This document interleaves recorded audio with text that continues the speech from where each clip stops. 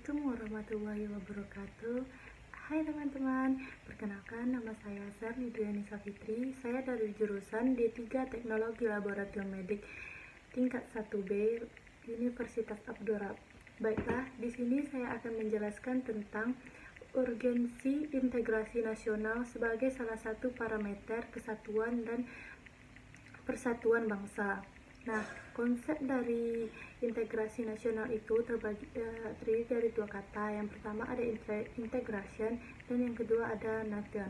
Integration itu berarti kesempurnaan atau keseluruhan. Sedangkan nation artinya bangsa sebagai bentuk persekutuan dari orang-orang yang berbeda latar belakangnya. Nah, integrasi nasional itu bisa disebut dengan upaya menyatukan seluruh unsur atau bersatunya suatu bangsa, dan bisa juga disebut sebagai proses penyatuan berbagai kelompok sosial budaya dalam suatu kesatuan wilayah dan dalam suatu identitas nasional. Nah, jenis-jenis integrasi itu terbagi menjadi 5. Nah, yang pertama itu integrasi bangsa, integrasi wilayah, integrasi nilai, integrasi elit massa, dan yang kelima itu ada integrasi perilaku. Nah, yang pertama itu integrasi bangsa. Integrasi bangsa menunjukkan proses penyatuan berbagai kelompok budaya dan sosial dalam satu kesatuan wilayah dan dalam suatu pembentukan identitas nasional. Integrasi yang kedua itu ada integrasi wilayah. Integrasi wilayah itu menunjuk pada masalah pembentukan wewenang, kekuasaan nasional pusat di atas unit-unit sosial yang lebih kecil yang beranggotakan kelompok-kelompok sosial budaya masyarakat tertentu. Yang ketiga, integrasi nilai.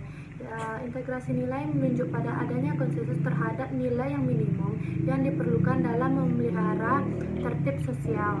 Yang keempat, integrasi elit massa. Integrasi elit massa ini menunjuk pada masalah penghubungan antara pemerintah dengan yang diperintah. Integrasi yang kelima yaitu integrasi perilaku, yaitu integrasi tingkah laku menunjuk pada penciptaan tingkah laku yang terintegrasi dan yang diterima demi mencapai tujuan bersama.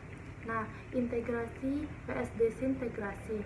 Sedangkan integrasi ini merupakan pernyataan keterpaduan antara elemen atau unsur yang ada di dalamnya. Sedangkan desintegrasi merupakan ketidakpaduan atau keterpecahan di antara unsur-unsur yang telah ada. Desintegrasi bangsa itu merupakan memudarnya kesatupaduan antara golongan dan kelompok yang ada dalam suatu bangsa yang bersangkutan. Nah, perkembangan sejarah integrasi ini menurut Suroyo tahun 2002, bangsa kita sudah mengalami pembangunan integrasi sebelum bernegara Indonesia yang merdeka. Menurut Suryono, terdapat 3 model integrasi dalam sejarah perkembangan integrasi di Indonesia.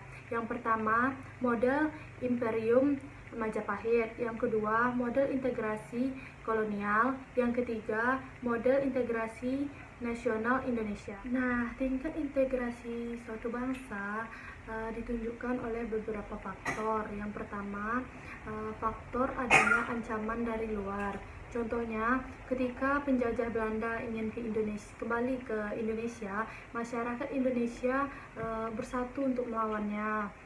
Yaitu faktor gaya politik kepemimpinan. Gaya politik kepemimpinan itu mampu menyatukan bangsanya yang sebelumnya tercerai-berai menjadi bersatu. Nah, yang faktor ketiga merupakan faktor kekuatan lembaga politik. Lembaga politik misalnya birokrasi juga dapat menjadi sarana pemersatu masyarakat bangsa. Keempat, yaitu faktor ideologi nasional.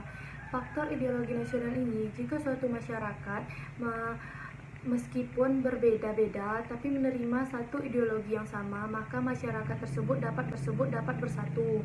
Yang kelima, faktor kesempatan pembangunan ekonomi. Dengan pembangunan ekonomi yang merata, maka hubungan dan integrasi antara masyarakat akan semakin mudah untuk dicapai. Sekian dari saya. Bila ada salah kata saya mohon maaf.